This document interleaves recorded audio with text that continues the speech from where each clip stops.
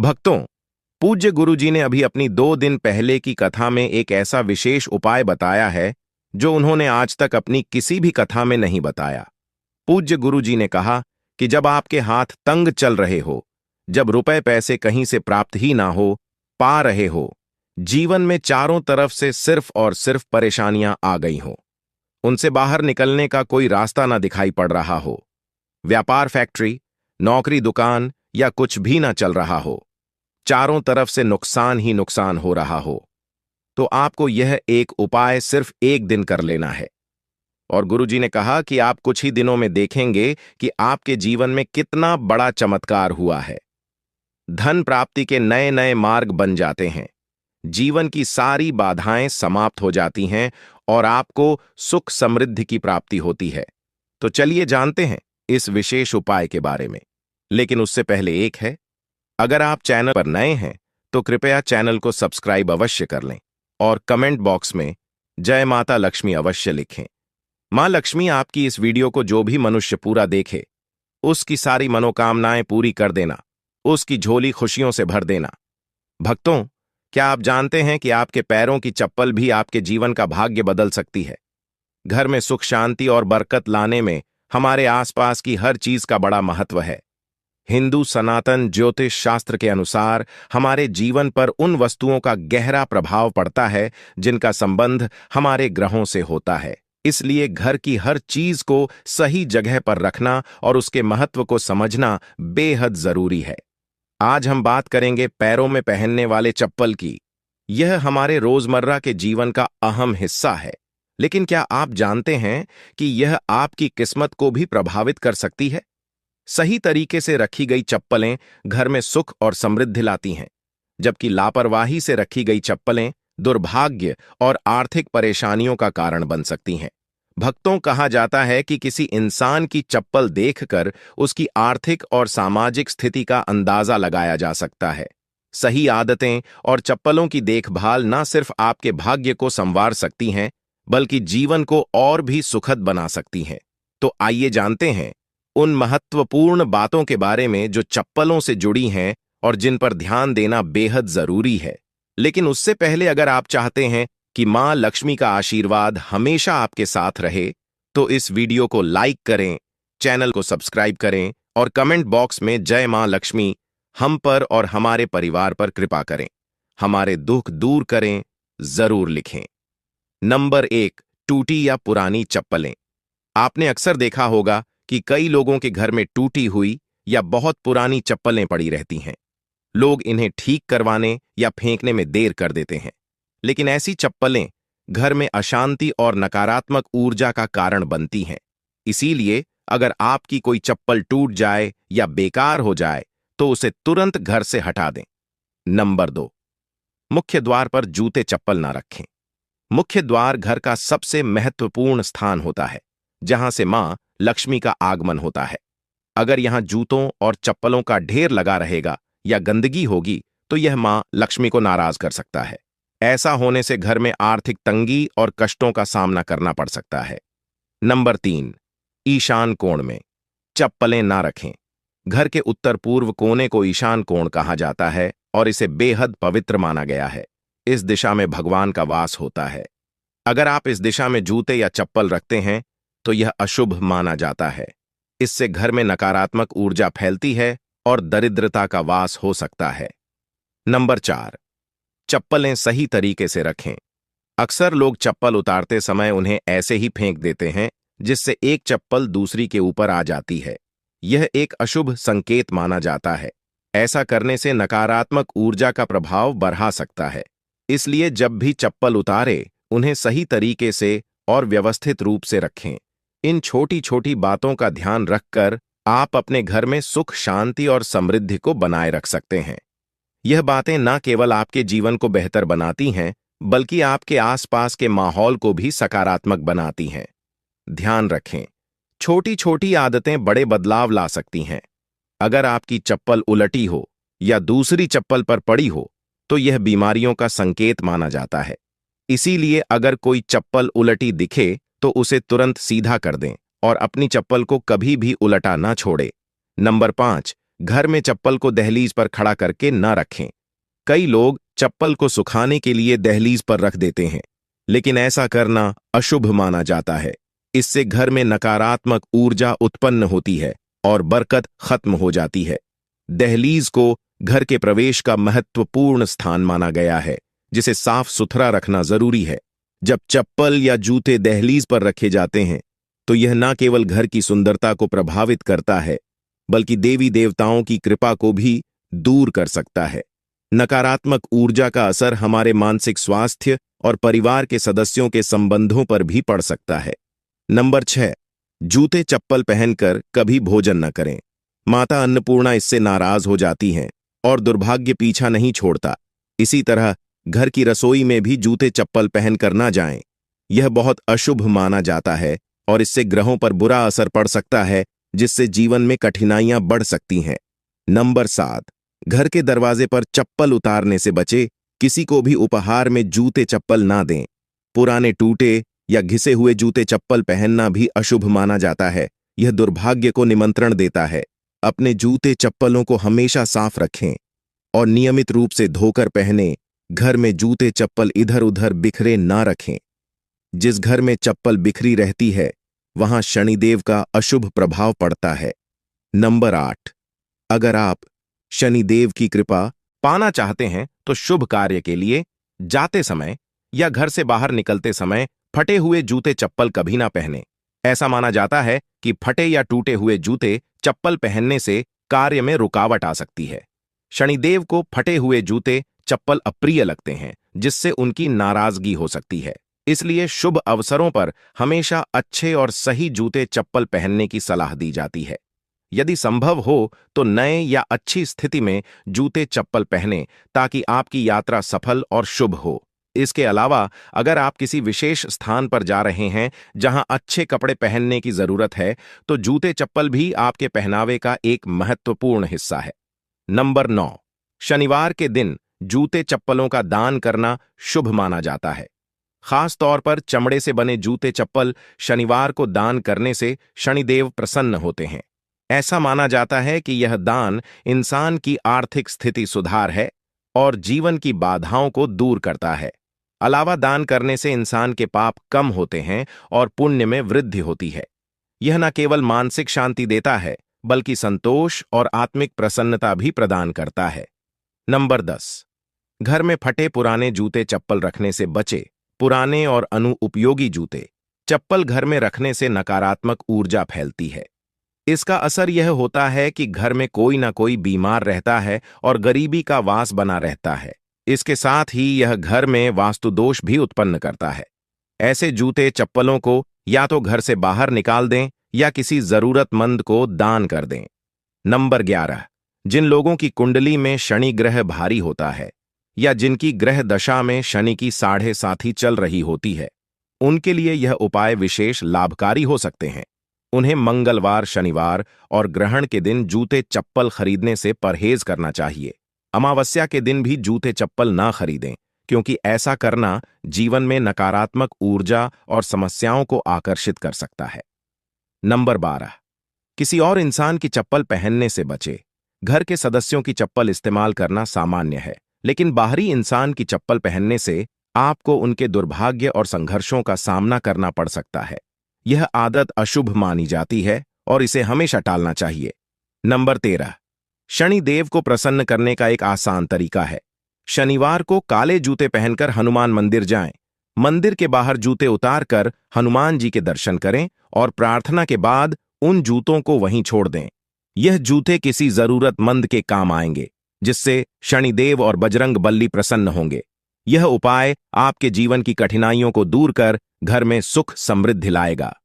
Number 14, अन्न और धन के भंडार वाले स्थान को पवित्र रखें।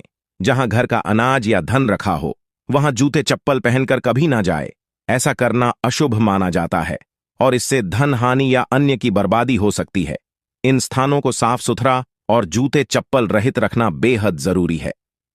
नंबर 15, पुराने और अनुपयोगी जूतों का उपाय। शनिवार के दिन अपने किसी पुराने या अनुपयोगी जूते पहनकर किसी चौराहे पर जाएं।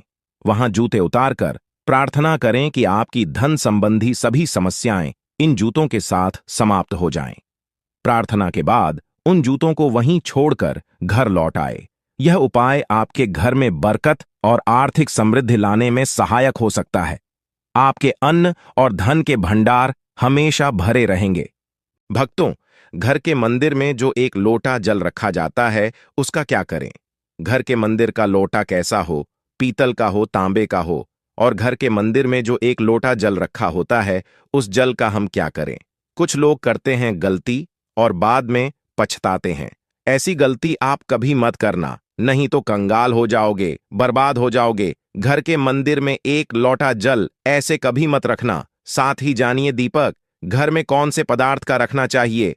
तांबे का, लोहे का, पीतल का, कांसे या फिर स्टील का, कांच का या फिर माटी का?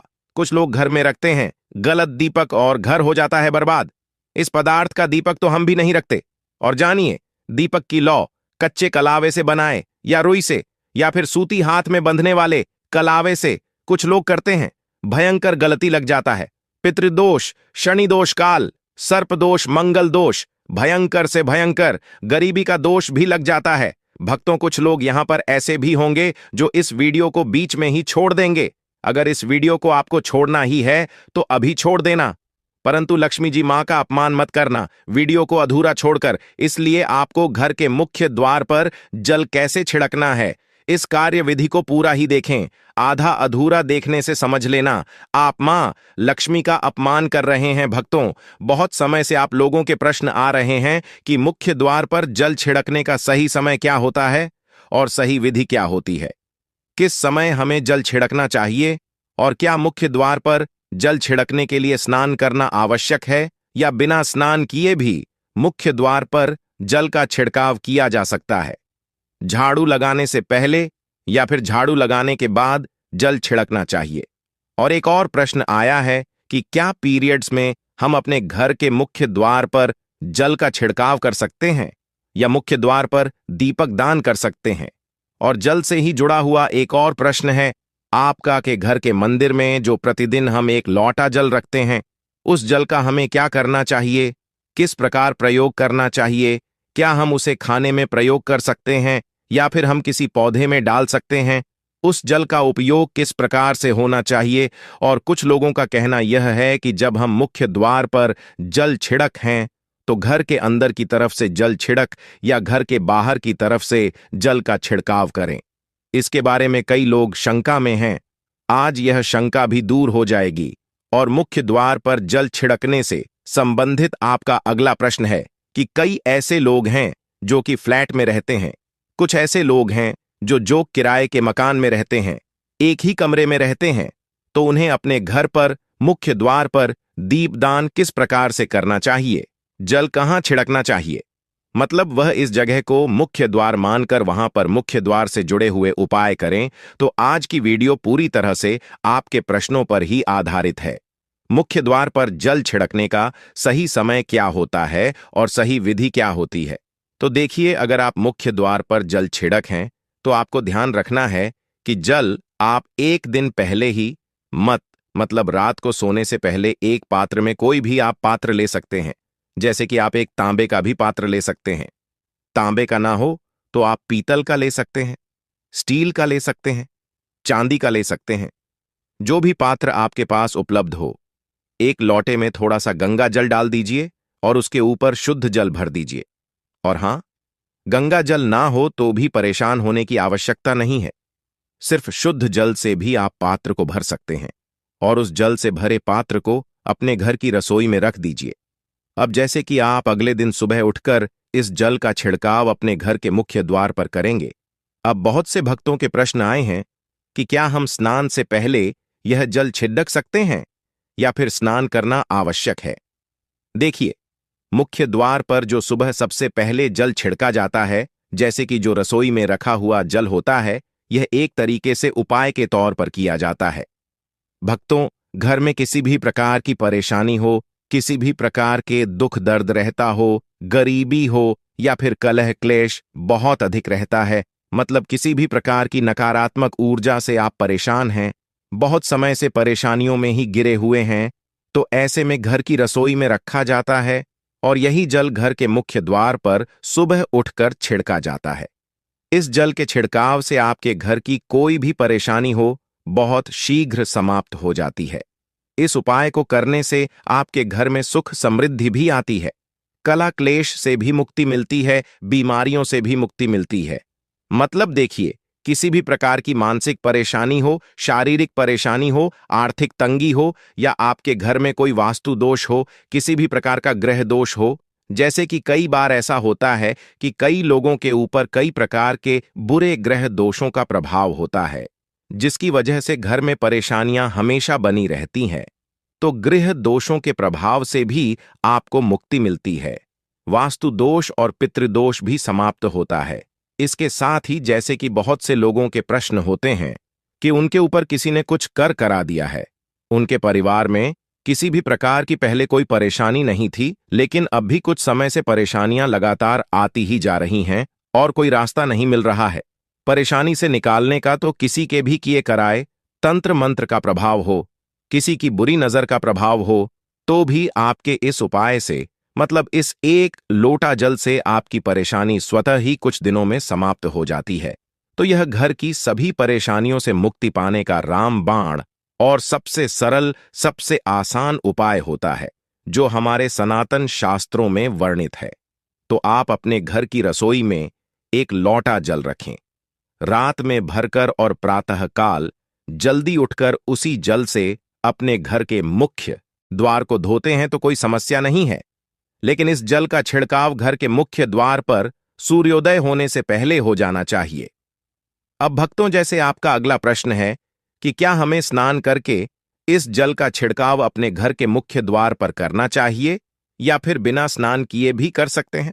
देखिए, ये जो हम जल छिड़क हैं, मतलब ये एक उपाय होता है, तो इसे हम स्नान करने के बाद नहीं करते हैं। सुबह जल्दी उठते हैं और उठकर सबसे पहले घर की रसोई में जाएंगे, उसके बाद उस जल को लेकर आप घर के मुख्य द्वार पर जाएंगे। मुख्य द्वार खोलकर, मतलब मैन गेट खोल दीजिए और उसके बाद मुख्य द्वार पर इसी जल का छिड़काव कर दीजिए। और जल का छिड़काव करते समय अपने पितरों का ध्यान कीजिए, मां लक्ष्मी का ध्यान कीजिए, क्योंकि कहा जाता है कि सुबह सुबह मां लक्ष्मी प्रत्येक द्वार पर आती है, सबके द्वार पर आती है, जिनके भी द्वार खुले होते हैं, जिनके घर में जल का छिड़काव मुख्य द्वार पर हुआ रहता है, उसके घर में प्रवेश कर जाती है। तो महालक्ष्मी का अपने मन में ध्यान कीजिए और एक तरह से प्रार्थना कीजिए, हे मां लक्ष्मी, आप मेरे घर में प्रवेश करें, मैं आपका स्वागत करने के लिए तैयार हूं। और इसके बाद अपने पितरों का ध्यान कीजिए, क्योंकि हमारे घर की दहलीज होती है, वहीं पर पितरों का वास माना जाता है। तो जब आप दहलीज पर जल के छींटे देते हैं तो आपके पितृ बहुत प्रसन्न हो जाते हैं और उनका आशीर्वाद भी आपको प्राप्त होता है। तो सुबह जो आप जल छिड़के, इसके लिए स्नान करने की आवश्यकता नहीं है, बिना स्नान किए भी कर सकते हैं। भक्तों, वीडियो में आगे बढ़ने से पहले आपसे छोटा सा निवेदन है कि कमेंट बॉक्स में जय मां लक्ष्मी अवश्य लिखें। महालक्ष्मी जी, जो भी भक्त इस वीडियो को देख रहा है, उसके घर में सुख समृद्धि आए, उसके घर में कोई भी परेशानी नहीं आए और पूरा परिवार सुख शांति से अपना जीवन यापन करें। भक्तों, अगर तुम में से कोई महालक्ष्मी जी को मानता है, तो अगर सच में ही भक्त हैं, आप इस वीडियो को लाइक कर कमेंट बॉक्स में एक बार जय मां लक्ष्मी लिख देना और उसके मन में जो भी मनोकामना है वह पूरी कर देना। अब भक्तों, आपका अगला प्रश्न है कि क्या झाड़ू लगाने के बाद हमें जल का छिड़काव करना चाहिए या फिर झाड़ू लगाने से पहले भी जल का छिड़काव कर सकते हैं? तो देखिए, जैसे मैंने आपको पहले ही बताया था कि उठने के बाद सबसे पहला कार्य जो आपको करना है वह जल का छिड़काव ही करना है। उसके बाद आप झाड़ू लगा सकते हैं। लेकिन एक चीज का ध्यान रखिए, जब हम सोकर उठते हैं तो सबसे पहले बिस्तर पर बैठे हुए ही अपने दोनों हथेलियों को जोड़कर और दोनों हथेलियों को सामने से जोड़कर पूरी हथेली को देखा जाता है। उसमें मां लक्ष्मी का ध्यान किया जाता है। उसके साथ ही 5 देवताओं का ध्यान किया जाता है। 5 देवता कौन कौन से होते हैं? मां दुर्गा, भगवान शिव, भगवान श्री हरि विष्णु, गणपति गजानन और भगवान सूर्य देवता। 5 देवताओं का ध्यान हम अपने हाथों में ही करते हैं, हथेलियों में ही करते हैं। कराग्रे वस्थे लक्ष्मी का मध्य, सरस्वती, कर मूल्यत ब्रह्मा प्रभाते कर दर्शम भक्तों। इस मंत्र का उच्चारण आप चाहे तो कर सकते हैं, नहीं करते हैं तो भी कोई बात नहीं। अपने इष्ट देव देवता का और 5 देवताओं का ध्यान अपनी हथेलियों में कर लीजिए। उसके बाद दोनों हाथ जोड़कर सभी देवी देवताओं को प्रणाम किया जाता है और उसके बाद अपने हाथ से पृथ्वी का स्पर्श करते हैं, धरती को छूकर प्रणाम करते हैं 2 बार या 3 बार, और उसके बाद अपना दाहिना पांव पृथ्वी पर रखते हैं, भक्तों धरती पर रखते हैं। उसके बाद ही बाकी के जो सभी कार्य होंगे वह उसके बाद ही किए जाएंगे। जल का छिड़काव आप उसके बाद ही करेंगे। मतलब सुबह उठने के बाद सबसे पहले हथेलियों के दर्शन, फिर को प्रणाम कीजिए, फिर धरती पर पैर रखें और उसके बाद रसोई में जाकर आपको जल लेना है और घर का मुख्य द्वार खोलकर मुख्य द्वार पर जल का छिड़काव करना है। मां लक्ष्मी का और अपने पितरों का ध्यान करना है। उसके बाद आप अपने घर में आ जाएंगे और उसके बाद जो भी आपकी रूटीन वर्क होते हैं, मतलब झाड़ू लगाएंगे या फिर आप स्नान करेंगे, ये सभी कार्य उसके बाद किए जाएंगे। और अब जैसे कि कई लोगों के प्रश्न आते हैं कि जब हम जल का छिड़काव करते हैं, क्या उसी समय हम घर के मुख्य द्वार पर झाड़ू लगाकर और पानी डालकर क्या हम मुख्य द्वार की अच्छे से सफाई कर सकते हैं? जी हां, बिल्कुल कर सकते हैं। पहले आप जो रसोई में रखा हुआ जल है उस जल का छिड़काव कर दीजिए। उसके बाद और भी पानी डालकर, मतलब अगर आपके पास जल और उपलब्ध है तो और जल लेकर और घर के मुख्य द्वार की अच्छी तरह से झाड़ू से या कैसे भी सफाई कर सकते हैं।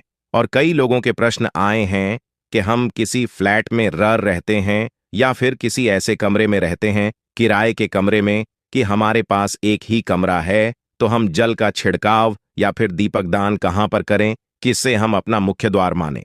देखिए, जो आपका अपना कमरा है या फिर जो फ्लैट है आपका, जहां पर आपका नेम प्लेट लगा हुआ है, आप उसी स्थान पर दीपक दान करेंगे और उसी स्थान पर आपको जल का छिड़काव करना है। मतलब जहां पर अगर एक ही कमरे का मकान है तो आपके कमरे का दरवाजा है, वहीं पर आपको थोड़ा सा जल छिड़क है और वहीं पर आप दीपक दान भी करेंगे, जो कि मुख्य द्वार से जुड़े हुए उपाय होते हैं। वह आप अपने घर के, मतलब जो अपना कमरा है उसके बिल्कुल दरवाजे के पास ही करेंगे। और आपका अगला प्रश्न है कि क्या पीरियड में हम अपने घर के मुख्य द्वार पर जल का छिड़काव कर सकते हैं, दीपक दान कर सकते हैं? देखिए, जल का छिड़काव करने के लिए पीरियड हो या ना हो उससे कोई फर्क नहीं पड़ता, जल का छिड़काव कर सकते हैं। रही बात दीपक दान की, तो दीपक दान देखिए कार्मिक पूजा में आ जाता है और कार्मिक पूजा हम बिना शुद्ध हुए नहीं कर सकते हैं। मतलब पीरियड समाप्त होने के बाद ही आप कर सकते हैं भक्तों। बाकी जल का छिड़काव आप कभी भी कर सकते हैं, पीरियड्स में भी कर सकते हैं, कोई समस्या नहीं है। और अब आपका प्रश्न है कि क्या घर के मंदिर में जो हम जल रखते हैं, क्या वह रखना जरूरी है? और अगर हम रखते हैं तो उस जल का क्या करें? देखिए, घर के मंदिर में जल रखना बहुत आवश्यक है। जल एक ऐसी चीज होती है जिसमें सभी प्रकार की जो ऊर्जा होती है ऑब्जर्व हो जाती है। तो जो हम पूजा पाठ करते हैं, मंत्रों का जप करते हैं या वहां पर प्रार्थना करते हैं, जो भी हमारे अपने मन की कामना भी कहते हैं, भगवान से तो सभी चीजें उस जल में समाहित हो जाती हैं। इसलिए पूजा करने से पहले घर के मंदिर में एक लोटा जल रखा जाता है और उसके बाद दीपदान, मतलब एक दीपक प्रज्वलित कर दिया जाता है। यह अग्नि और जल का एक तरह से बैलेंस भी हो जाता है और इसलिए सनातन शास्त्रों के अनुसार घर के मंदिर में एक लोटा जल भी हमेशा होना चाहिए और दीपक भी प्रज्वलित करना चाहिए। तो अब इस जल का करना क्या चाहिए? देखिए, जब हम जल रखते हैं सुबह की पूजा में रखते हैं, मतलब सुबह जो हम पूजा करते हैं, प्रातःकालीन पूजा, उस समय जल रखा जाता है और वह जल हम अगले दिन उठते हैं, मतलब जब आप अगले दिन पूजा करने जाते हैं भक्तों, स्नान इत्यादि करने के बाद, तो आप उस जल को उठाते हैं। सबसे पहले तो उस जल का प्रयोग सुन लीजिए। आप अपने घर के सारे कमरों में, मतलब पूरे घर में उस जल का छिड़काव करते हैं, तो इससे आपके घर का शुद्धिकरण हो जाता है, क्योंकि वह बहुत ही सकारात्मक ऊर्जा से भरा हुआ जल होता है। इससे कई बीमारी अपने आप ही दूर हो जाती है। उस जल का छिड़काव करने से किसी भी प्रकार की नकारात्मक ऊर्जा का प्रवेश आपके घर में नहीं होता, किसी भी प्रकार की परेशानी आपके घर में हो। अगर आप नियमित तौर पर उस जल का छिड़काव करें अपने घर में, तो निश्चित ही आप परेशानियों से मुक्ति पा जाते हैं। किसी के कर तंत्र मंत्र के प्रभाव से मुक्ति पा जाते हैं। दूसरा, इसका उपाय आप कर सकते हैं। जैसे कि घर में कोई बीमार है तो आप इस जल को उस व्यक्ति को पीने के लिए दे सकते हैं, और यह जल इतना शक्तिशाली होता है कि इस जल को पीने से बड़ी बीमारियों से, मतलब लंबी बीमारियों से भी धीरे धीरे राहत मिलने लग जाती है। कई बार होता है ना कि आप लोगों के प्रश्न आते हैं कि दवाई तो हम कर रहे हैं, लेकिन दवाई हमें लगता ही नहीं है, दवाई का कोई प्रभाव ही देखने को नहीं मिलता। तो ऐसे में अगर दवाई के साथ साथ उस जल को पीने के लिए रोगी को दिया जाए, यानी दवाई इसी पानी से अगर खाई जाए, तो बहुत अच्छी दवाइयां काम करने लग जाती है। और जैसे कि परिवार में अगर बहुत अधिक कलह क्लेश रहता है, हमेशा आपस में सामंजस्य बनता ही नहीं है, आपस में हर बात पर मतभेद होता है, तो परिवार के सभी सदस्य इस जल में से अगर थोड़ा थोड़ा पीते हैं तो धीरे धीरे विचारों में परिवर्तन आने लग जाता है। सकारात्मक विचार सभी के होने लग जाते हैं और आपस में समन्वय होने लग जाता है। घर से कलह क्लेश और भेद हमेशा के लिए समाप्त हो जाते हैं। और घर के मंदिर में रखे हुए जल का अगला उपाय क्या है? देखिए, अगर आप कोई दुकान करते हैं, कोई व्यापारिक स्थल है आपका, तो प्रतिदिन इसी जल में से थोड़ा सा जल ले जाकर दुकान पर व्यापारिक स्थल पर छिड़काव कीजिए। इससे आपका दुकान, आपका काम बहुत अच्छा चलता है। मतलब किसी भी प्रकार की परेशानी आपके व्यापारिक स्थल पर नहीं आती है, क्योंकि जैसा मैंने आपको बताया, यह जो जल होता है बहुत शक्तिशाली होता है, बहुत सकारात्मक होता है। अब घर के मंदिर में रखा एक लोटा जल शक्तिशाली और सकारात्मक से भरा क्यों होता है? क्यों इसमें सकारात्मक ऊर्जा का भंडार होता है? आइए जानते हैं। देखिए, जल जो होता है अमृत हुआ, मीठे मीठे फल हुए, भोजन हुआ, अनाज हुआ, उससे भी बढ़कर माना जाता है। देवी देवता आपके दिए हुए इसी जल को ग्रहण करते हैं। घर के मंदिर में एक लोटा जल रखना उतना ही जरूरी है जितना आप सुबह दोपहर शाम का भोजन करते हैं। जब हम भगवान की पूजा करते हैं और तांबे के पात्र में या पीतल के पात्र में एक लोटा जल जरूर रखते हैं। जल जो होता है सागर रूपी होता है, और यही सागर आपकी नया पार लगता है। घर के मंदिर में एक लोटा जल रखने का कारण एक और यह होता है कि जो लोग भगवान को डेली भोजन नहीं करा सकते, तो वह घर के मंदिर में एक लोटा जल रखते हैं ताकि भगवान इसे ग्रहण करें।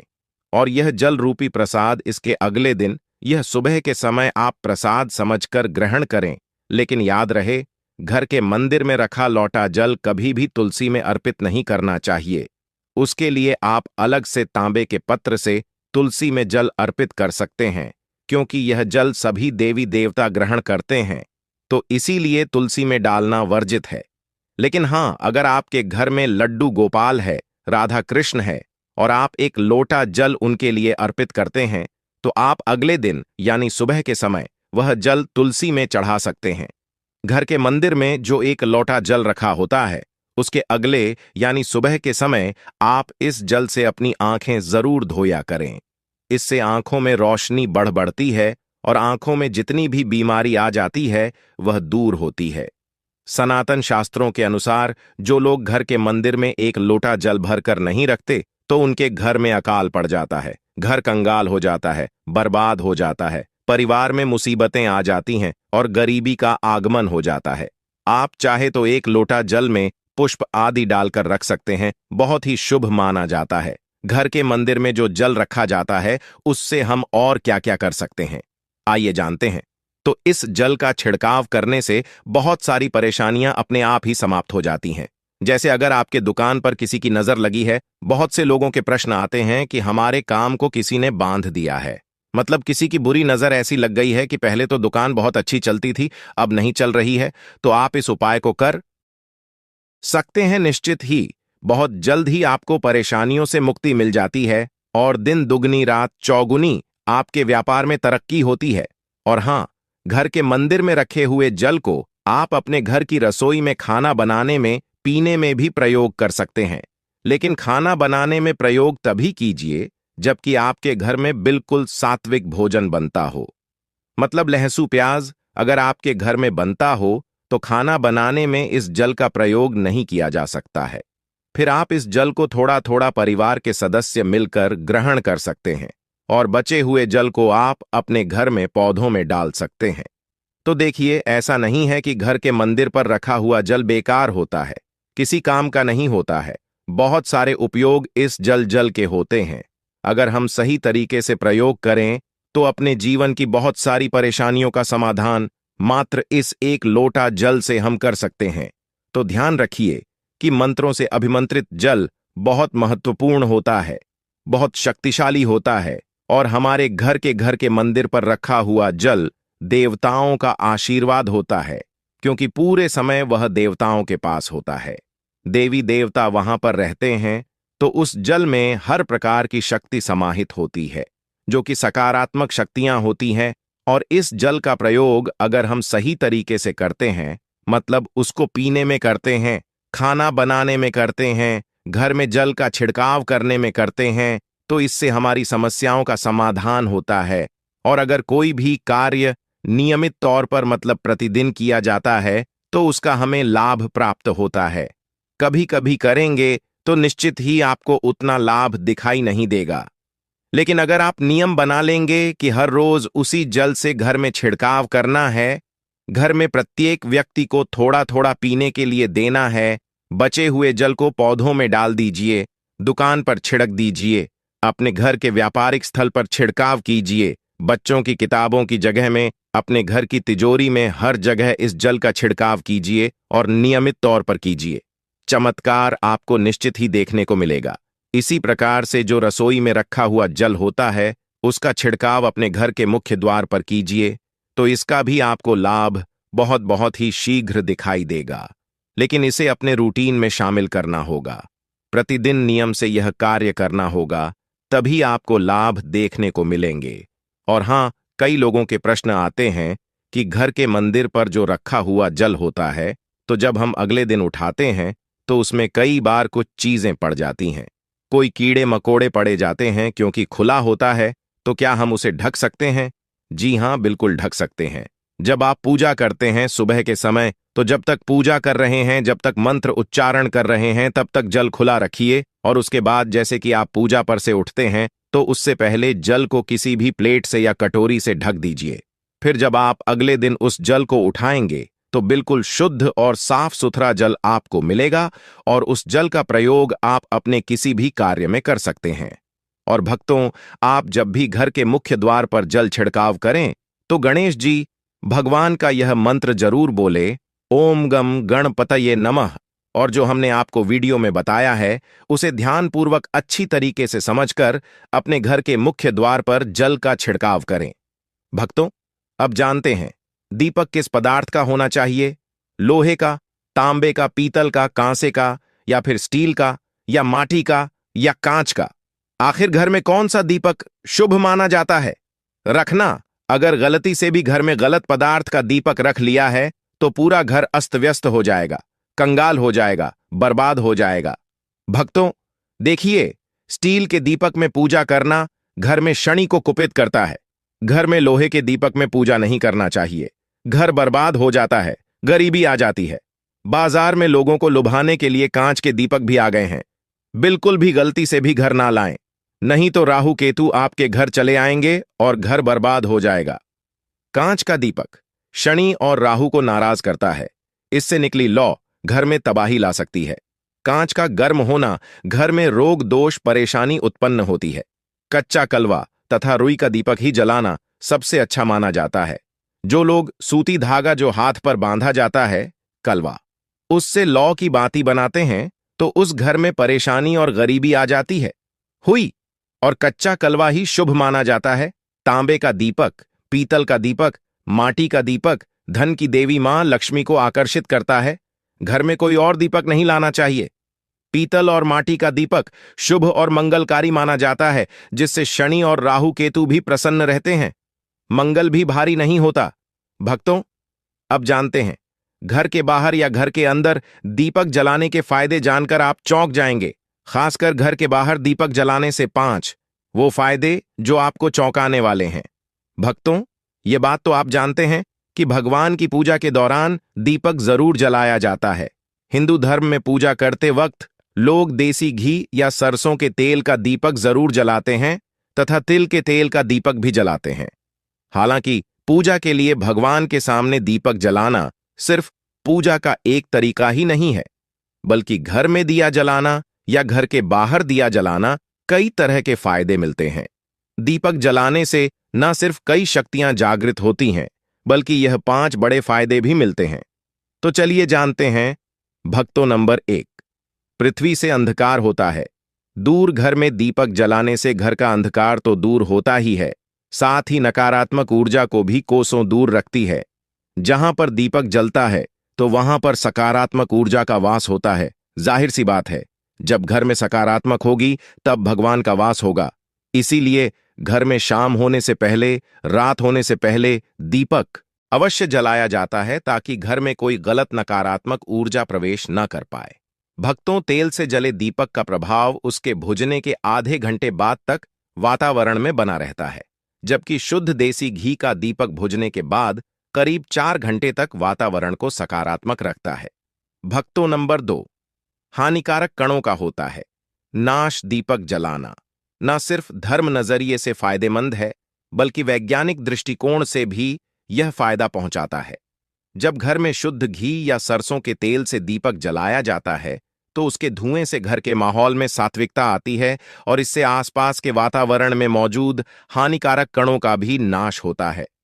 भक्तों, नंबर 3, घर में होता है सुख समृद्धि का वास। जिस घर में सुबह और शाम के वक्त भगवान के सामने दीपक जलाया जाता है तो उस घर पर हमेशा मां लक्ष्मी मेहरबान होती है। ऐसे घर में सुख समृद्धि का वास होता है। मान्यता है कि दीपक की लौ पूर्व दिशा में रखने से व्यक्ति दीर्घायु होता है, जबकि उत्तर दिशा में लौ रखने से घर में धन और संपन्नता बढ़ती है। दीपक न सिर्फ हमारे घर के अंधकार को दूर करता है, बल्कि यह हमारे जीवन को भी अंधकार से प्रकाश की तरफ बढ़ाता है। भक्तों, नंबर 4, बीमारियों को दूर भगाने में मददगार। घर में दिया जलाने से बीमारियां घर के आसपास भी नहीं भटकती। घर के सभी परिवार सदस्यों को हर बीमारी से बचाव मिलता है। खासकर दीपक के साथ एक लौंग जलाने से इसका असर दुगना हो जाता है। घी में चर्म रोग दूर करने के सारे गुण मौजूद होते हैं, इसलिए घी का दिया जलाना सेहत के लिहाजा से काफी फायदेमंद है। भक्तों, बात करते हैं नंबर 5 की शुभ शक्तियां होती हैं आकर्षित। सनातन धर्म के अनुसार जिस घर में सुबह शाम दीपक जलाया जाता है तो वहां कभी अंधकार नहीं होता। उस घर में सुख समृद्धि का वास होता है। इतना ही नहीं, जलता हुआ दिया शुभ शक्तियों को चुंबक की तरह आपके घर की ओर खींचता है। अगर आप थोड़ा बहुत भी मां लक्ष्मी का सम्मान करते हैं तो एक लाइक जरूर करना। भक्तों, अगर आप हमारे चैनल वास्तु ज्ञान ज्योतिष पर नए हैं तो चैनल को सब्सक्राइब करें। जय मां लक्ष्मी।